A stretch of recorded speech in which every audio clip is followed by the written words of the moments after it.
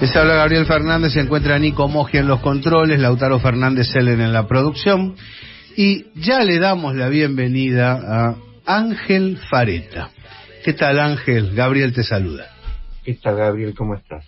Bien, la verdad que muy contento de poder charlar con vos, para arrancar desde el comienzo, si cabe, aunque el comienzo en tu filosofía es el conocimiento del conjunto de la cultura, ¿no? ¿Cuándo arrancaste? ¿Cuándo te diste cuenta que leer, pensar, escribir era tu pasión? Era un elemento motivador. Bueno, muy chico, muy joven, ya cuando me preguntaban el famoso ¿qué vas a hacer cuando seas grande? ¿Sí? Que se decía bombero, astronauta, ya había astronauta, pero ya decía escritor, siempre decía eso, era como algo natural, te estoy hablando de los 10, 15 años. Claro. Y bueno, siempre tenía esa en casa, mi madre veía mucho cine, cine argentino, mi papá era que era italiano, papá era muy aficionado a la ópera, al tango, al flamenco, a la música española. De ahí que mi madre sospechaba que antes de casarse había tenido un amante bailaora y todo ese tipo de cosas en el viejo Teatro Casino. Pero bueno, se lo cuento, una influencia muy grande que tuve temprana, luego de mi padre, desde luego, fue mi confesor en el Colegio Calasanz con los escolapios, el padre Emilio Tortajada Gómez. Y que aparte de ser mi confesor, bueno, como buen confesor, al menos en aquellos años, aconsejaba y preguntaba qué ibas a hacer. Y yo le dije, de acuerdo, el Calasanz confesándonos ahí en la iglesia maravillosa esa creada por Buschiazzo, sobre la Avenida La Plata, y le dije que a lo mejor tenía intención de seguir el sacerdocio, y gritó el padre con ese acento madrileño: no, tú, Fareta, jamás, tú, filosofía, arte, escritura. Bueno, entonces ante eso, digamos, ante ese empujón, hubo una orientación. Sí, fue un espaldarazo, dicho literalmente, como cuando preparaban a los caballeros, golpeaban con la espada para el espaldarazo, era eso, ¿no? O sea, camino para eso. Así que eso me terminó de convencer, y bueno, en el secundario ya me fui formando en eso. Después viajé muy tempranamente, cuando terminé el secundario, 20, 21 años, viajé a Italia y estudié con otro maestro, con un pensador muy importante, tal vez ahora no tanto conoció la Argentina, era Gildo Dorfles, un historiador del arte. Estudié ahí privadamente con él, y también estudié en el Centro Experimentale de Cinematografía de Guido Aristarco. Ahí llegó el periodismo, y fuiste ya escribiendo con más regularidad, ¿no es cierto? Pero sí, van haciendo una mirada distinta, van haciendo lo que podríamos llamar una filosofía propia. Es una filosofía que, como toda filosofía, aspira, ¿no? Filo, es como tiene un filo, al conocimiento, ¿no? Al determinado conocimiento, sabiendo que no lo va a encontrar en el reino de este mundo, pero ansía, filo, ama, desea eso, ¿no? Desea esa dama llamada Sofía, como decía Marechal, siguiendo el Dolce Stil Nuovo, ¿no? De los poetas del Trecento italianos, Dante, entre todos esos. Pero sí, me fui dando cuenta. O sea, generalmente, aparte de la formación que tuve, que fue muy buena, con Gildo Dorfles, con Guido Aristarco, luego en la Argentina con Héctor Ciocchini, con Adolfo Carpio, siempre particularmente, ¿no? Siempre de manera privada. Por eso también yo continué un poco la enseñanza de manera privada, particular, porque ellos un poco me aconsejaron eso. Y digamos que fui escribiendo a partir de que no me siempre, o sea, todo polémico, ¿no? Y entonces no me satisfacía mucho lo que veía o lo que leía, no solo del cine, sino de la literatura, del tango, ¿no? No me satisfacía mucho. Creo que estaba, como se dice, estaba para más. Uh-huh. Y bueno, y entonces traté de crear, intuir una teoría, una filosofía del arte, pero que no estuviera separado, porque otra cosa que notaba, bueno, todavía se da, que se separaba mucho la parte, por ejemplo, para decirlo formal, ¿no? La palabra, lo estructural, ¿no? Yo me formé en los años 60, 70, entonces era estructuralismo, y por otro lado el contenidismo. Entonces me di cuenta que comprendí, o me hicieron comprender, o me ayudaron a comprender que no podía ser la estructura, la forma, por un lado, y por el otro el contenido. Porque si era la forma, ¿para qué diablos desde las cuevas de Altamira nos estuvimos preocupando para hacer una cosa? Y si solo era el contenido, la forma, lo poético, ¿no? No tiene sentido. Entonces esa fue una cosa que me impulsó mucho. Todavía hoy es como mi objetivo, vos lo habrás visto en mis libros, prólogos, que lo hago muy presente, ¿no? Uh-huh. Que no hay que tener no hay que dividir, y entonces no hay que pensar en la mera forma, ¿no? Ni en el contenido. O sea, estoy en contra del formalismo y del contenidismo. Y eso se enlaza, ¿no, Ángel, con la visión? Por eso señalaba lo original. Edad Media, con posterioridad el concepto del cine, con posterioridad el tango. Es decir, fuiste trabajando en una línea interpretativa que denota relaciones, y denota relaciones, caminos, senderos. Sí, claro, sí, el sendero hermenéutico. Uh-huh. Yo prefiero llamarlo el Richard Kahn, ¿no? Uh-huh. Que es unir las determinadas cosas, y también pensé pienso todavía que quería darle a mi idioma y a mi país y a mi idioma una teoría de conjunto filosófica, porque veía que todavía hoy se toca un poco de oído, y entonces se busca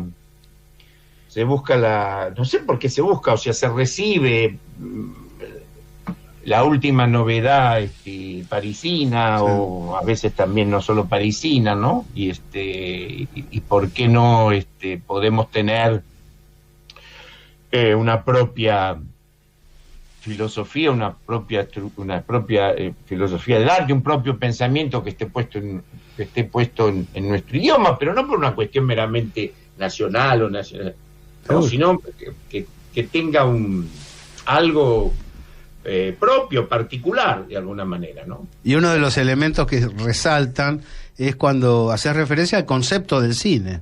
Creo que eso, para aquellos que observan la pantalla grande con intensidad y realmente les interesa, nos interesa, es clarificador, abre los ojos acerca de el origen del cine y el sentido.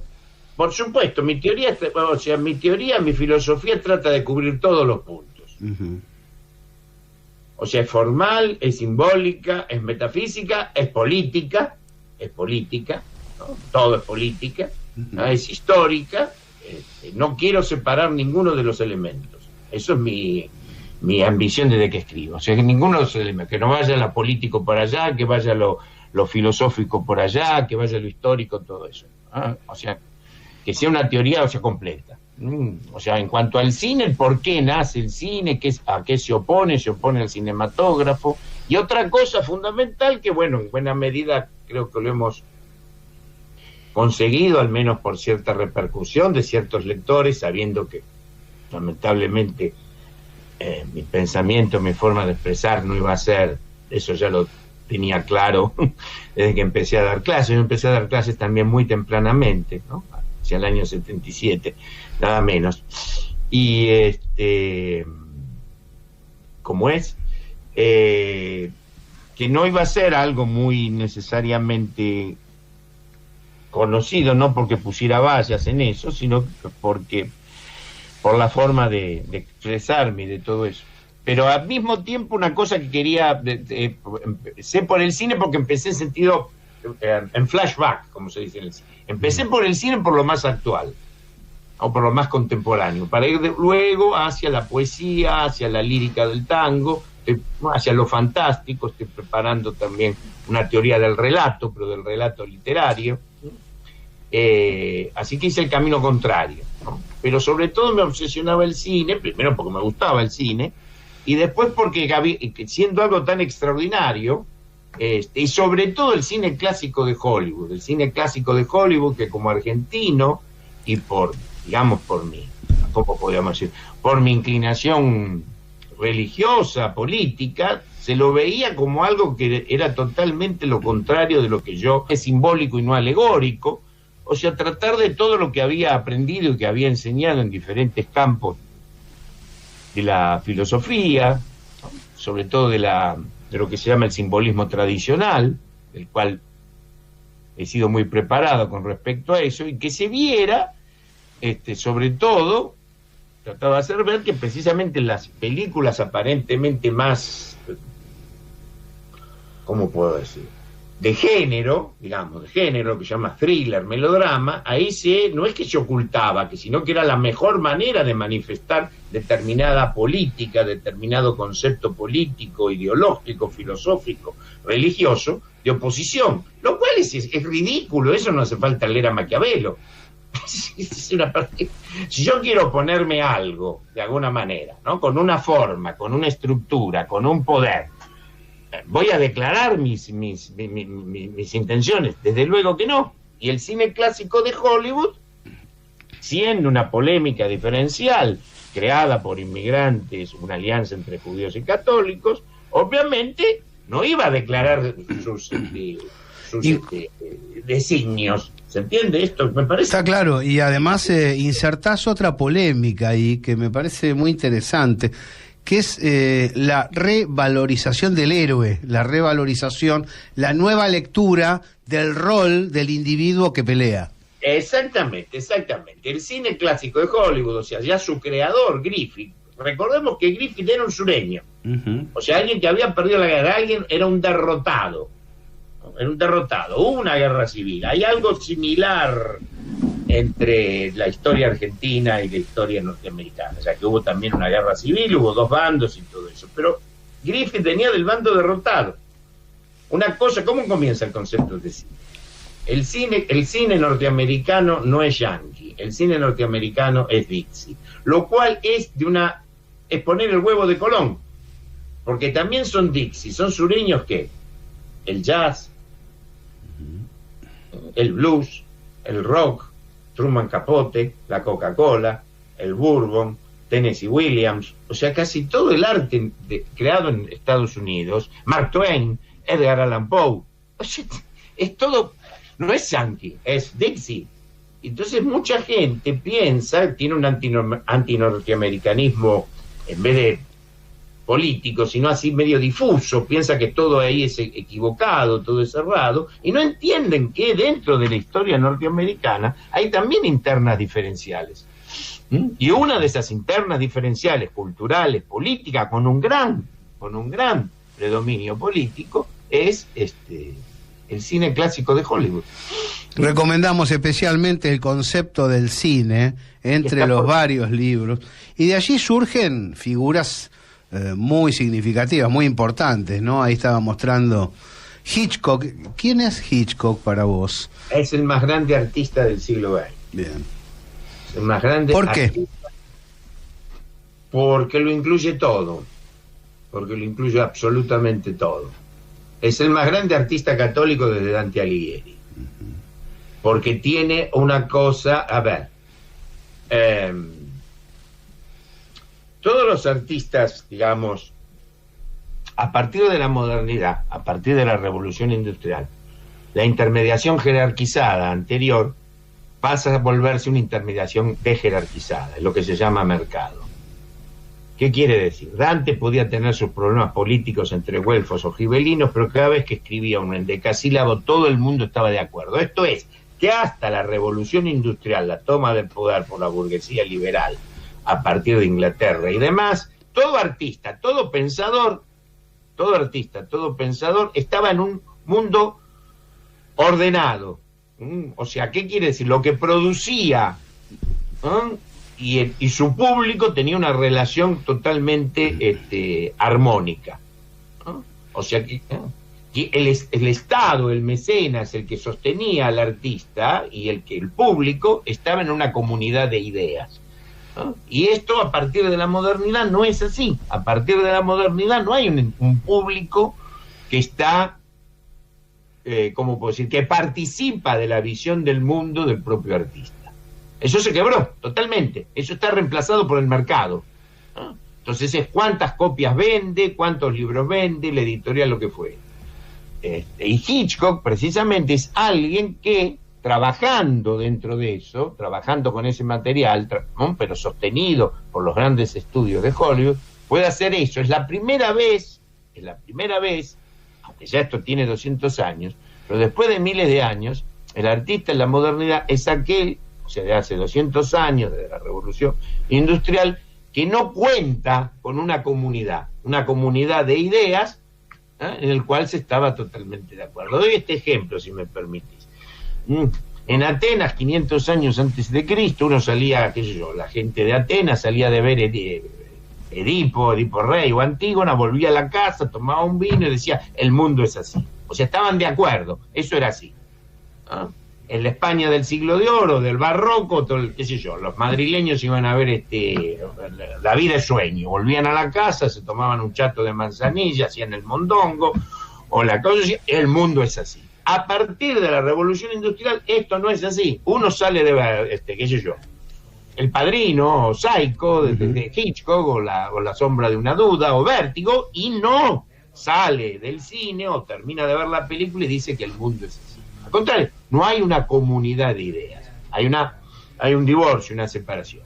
Entonces Hitchcock, en este aspecto, como todo gran director de cine, no solo Hitchcock, tiene que trabajar con un material, o sea, tiene que expresar, no alegóricamente, simbólicamente, ciertas verdades metafísicas, pero no teniendo afuera un público que está totalmente, como podemos decir, cautivo, un público preparado que tiene su misma alineado. Visión. ¿Se entiende esto? Esto es muy importante, más allá que lo explique mal o tartamudeantemente o balbuceantemente. Correcto. Y otro tema que vos vinculás como derivado de este es el concepto de autoconciencia al referirte a El Padrino. Le das a El Padrino un volumen realmente apreciable, que me gustaría que lo comentes, porque claro, es una de las películas que ha marcado la historia y que tiene numerosísimos espectadores entre los oyentes.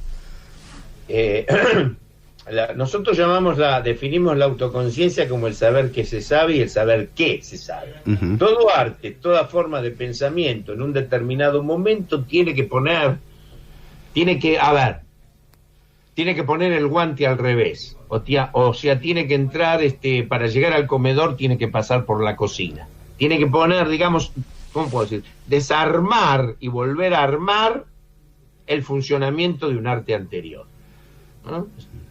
Es como, por ejemplo, Velázquez, las meninas en la pintura. Eso es la autoconciencia. Es un momento del pensar y poetizar en la cual el arte, o a través de uno de sus artistas, desarma este arte. Dice, bueno, llegó a una suerte de cima, ¿no? Llegó a una suerte de cima. Más allá de esto no se puede avanzar. Entonces tenemos que estudiar. Esa es mi gata Sisi. Está fuera de campo, va a seguir pidiendo atención, totalmente.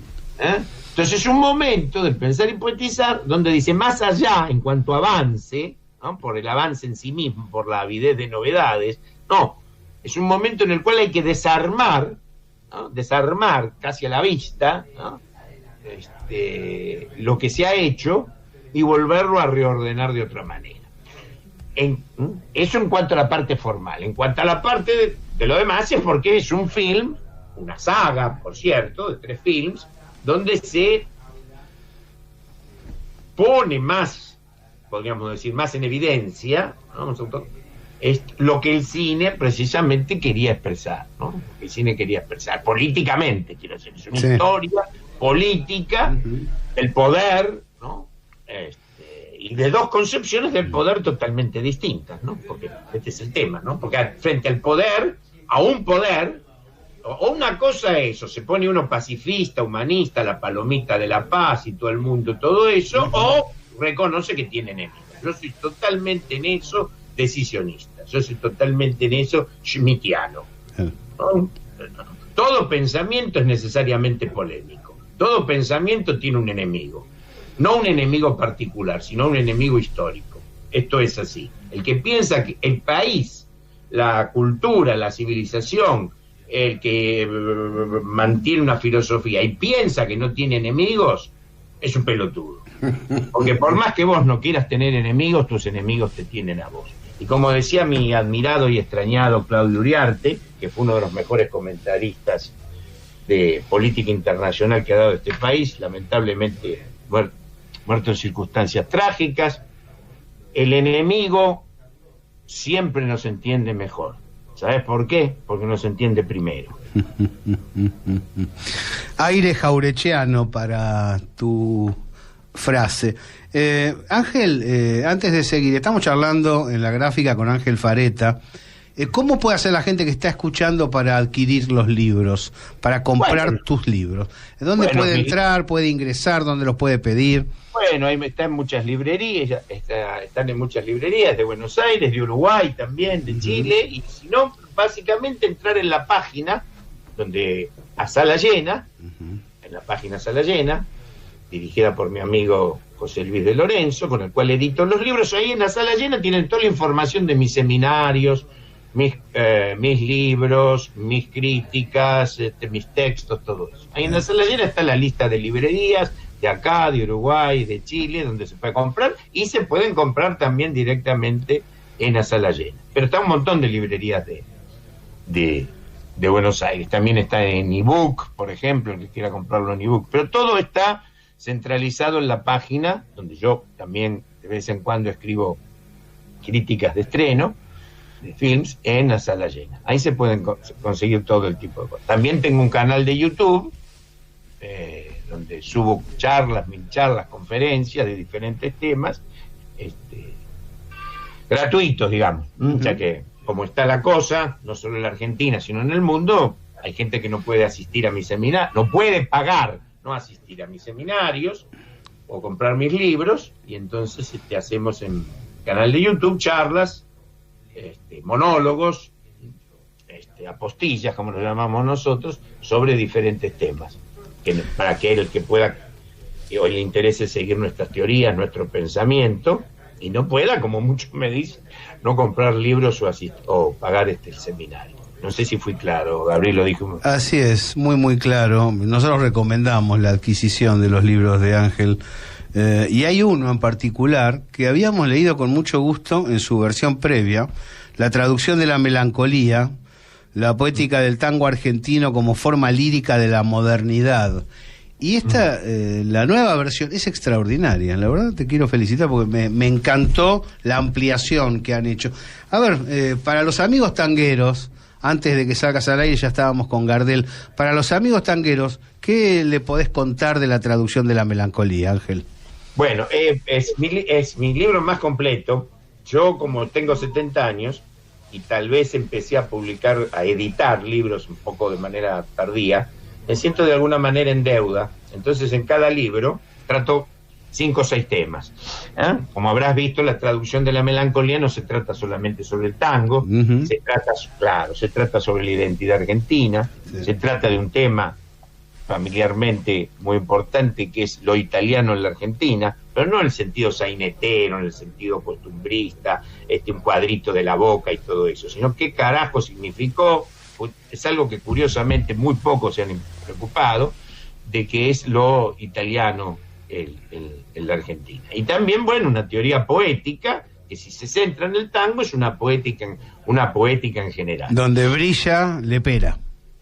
Donde brilla Lepera, sí, exactamente, porque Lepera ha sido alguien totalmente, qué sé yo, ¿no? Porque hay ciertos tangueros que, francamente, o tanguistas que la verdad han arruinado el tango, ¿no? El tango es una cosa viva, no una cosa nostálgica, ¿no? Turística, todo eso. Sí. Y Lepera es muy importante porque es aquel que da por primera vez, luego de la gauchesca, ¿no? Que pertenece al siglo, que da un lenguaje, una poética, un elemento mito poético al argentino. O sea, crea un lenguaje poético argentino que a su vez tiene una filosofía, un pensamiento, una determinada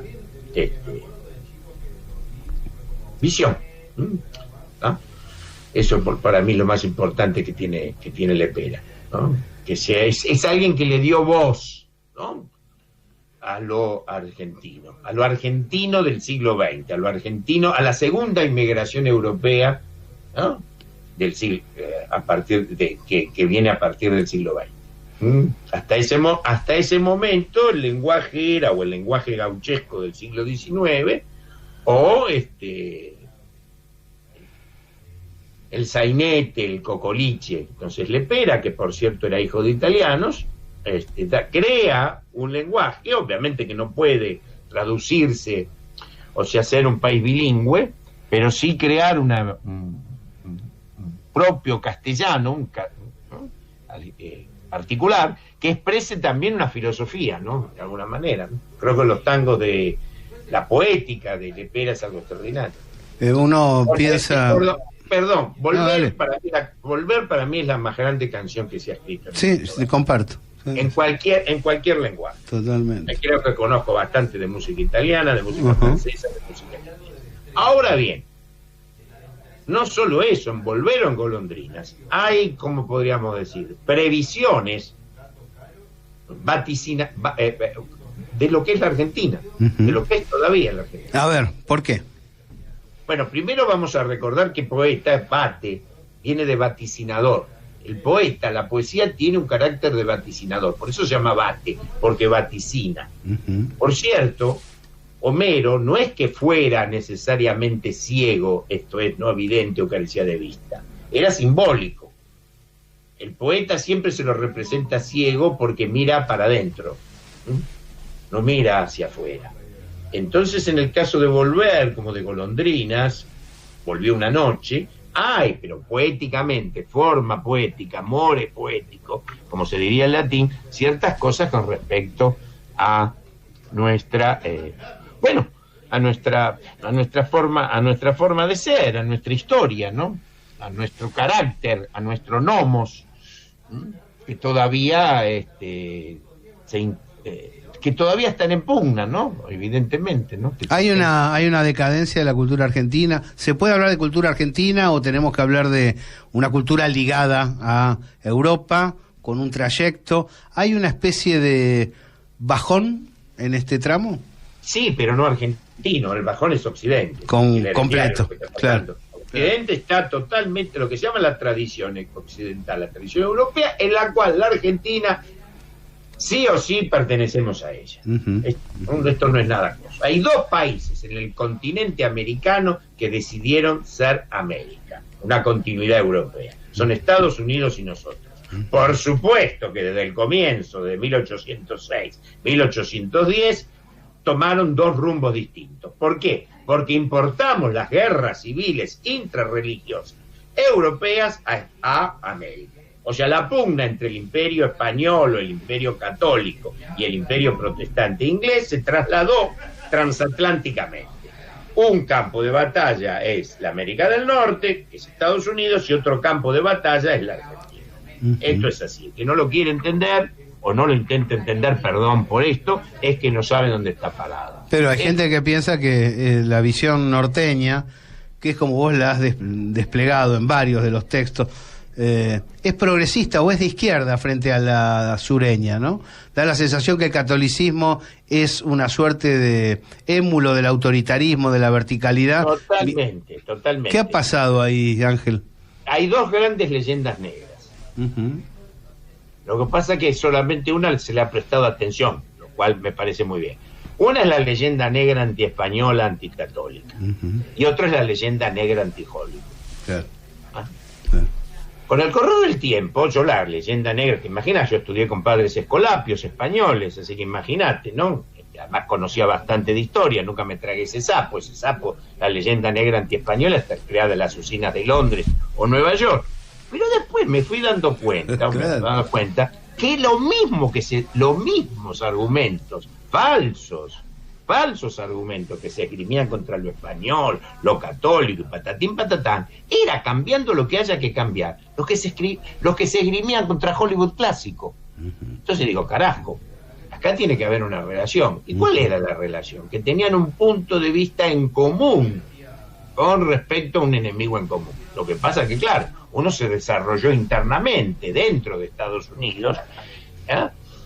Y se creó eso de Hollywood, donde la gente todavía imagina el Hollywood clásico que era una cosa meramente, meramente de lujo espectacular. Y de claro, obviamente, pero si tenían que hacer una interna diferencial polémica, ¿qué iban a hacer? Tenían que inventar el Oscar, tenían que inventar ese tipo de cosas, porque ¿qué iban a decir? Que van a estar en tomar el poder. Es ridículo. El mundo y nosotros mismos es cada vez más despolitizado. Nosotros creemos que trabajamos mucho en política, pero cada vez estamos más despolitizados. Es absurdo. Es totalmente despolitizado. O sea, la gente piensa que con consignas o con grafitis se está pensando políticamente. No, políticamente lo fundamental es definir el enemigo. Pero no el enemigo mío personal. Un ejemplo que siempre doy, si me permite, Gabriel. ¿No? Si alguien hace una crítica negativa de un libro mío, ¿no?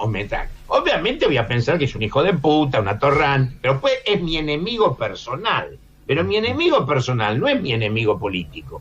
Mi enemigo político me lo viene dando la historia hace miles de años. Viene de Europa.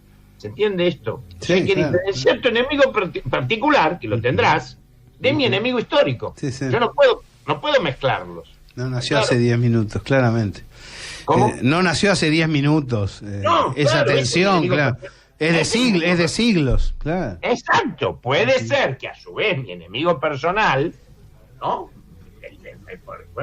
En sentido, digamos, intelectual, filosófico, sea a su vez el representante o el representamen de un enemigo histórico, claro, de miles de años, europeo, que trasladamos acá. Pero ojo, no hay que confundirlo.